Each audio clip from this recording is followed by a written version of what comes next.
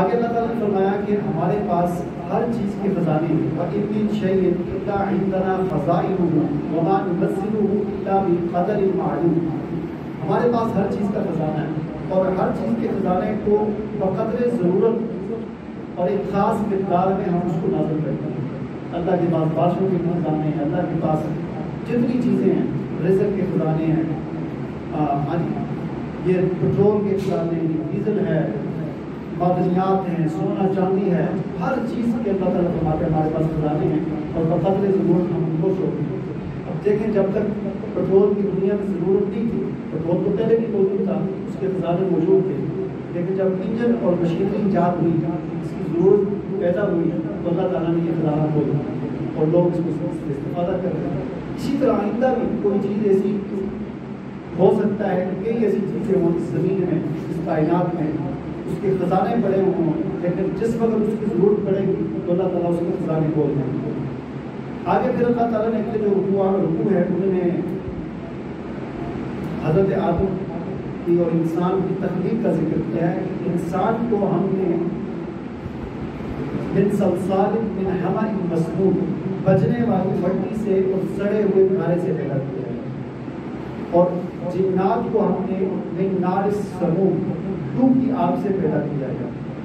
یہ انسان کی تخلیق کا پھر آگے وہ ذکر ہے، وہ پھر سارا وہ واقعہ دوبارہ یہاں پر مذکور ہے کہ ابلیس نے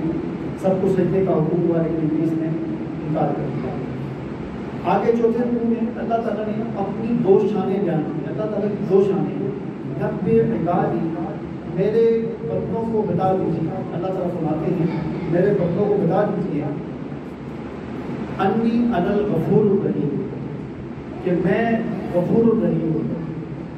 معاف کرنے والا ہوں۔ ایک اور میرے بندوں کو یہ بھی بتا دیجیے کہ وَأَنَّ عَذَابِي هُوَ الْعَذَابُ الْأَلِيمُ، کہ میرا عذاب بھی دردناک عذاب ہے، سخت عذاب ہے۔ یہ اللہ تعالیٰ کی دو شانیں ہیں، اللہ غفور الرحیم بھی ہے اور اللہ سخت عذاب دینے والا بھی ہے۔ یہ دونوں چیزیں ہمارے سامنے رہنی چاہیے۔ ایسا نہ ہو کہ ہم یہ سب کہتے رہیں کہ اللہ غفور الرحیم ہے، اللہ غفور الرحیم ہے، اور گناہ کرتے جائیں اللہ معاف کرنے والا ہے، گناہ کرتے نہیں، اللہ عذاب دینے والا نہیں ہے، سخت عذاب دینے والا نہیں ہے۔ آگے پھر مختلف قوموں کا ذکر ہے، حضرت لوط علیہ السلام کی قوم کا ذکر ہے کہ ان پر کس طرح اللہ تعالیٰ کا عذاب آیا اور ان کو تباہ و برباد کر کے رکھ دیا۔ سورۃ النحل ہے آگے، سورۃ النحل یہ بھی مکی سورت ہے اور اس کا زمانہ نزول بھی مکی دور کا، مکی زمانہ زندگی کا آخری دور ہے۔ اس ساری صورتیں جیسے کہ میں نے عرض کیا حضور نبی کریم صلی اللہ علیہ وسلم کا جو آخری جو مکہ کی زندگی کا آخری جو زمانہ تھا، آخری جو 2-3 سال جو میں نازل ہوئی ہیں اور ان میں بڑے سخت مہینے، سخت عذاب کی تصویریں اور یہ چیزیں ہیں۔ اس صورت کا موضوع بھی انذار و تبشیر ہے اور اس کے آغاز میں اس بات کو بیان کیا ہے کہ کفار جو ہے وہ بار بار اعتراض کرتے تھے کہ اگر آپ باقی اللہ کے نبی ہیں تو اللہ کا پھر عذاب ہم پر کیوں نہیں آتا، اللہ کا عذاب کیوں نہیں آتا؟ تو فرمایا کہ عطا اللہ فلا تستعجلوا، اللہ کا امر آ گیا ہے بس تم جلدی نہ کرو۔ سبحانہ وتعالی عما یشرکون، ينزل الملائکۃ بالروح من امرہ علی من یشاء من عبادہ ان انذروا انہ لا الہ الا انا فاتقون۔ تم جلدی نہ کرو، اللہ کا عذاب آ جائے گا۔ اللہ کا عذاب ایسا نہیں کہ کوئی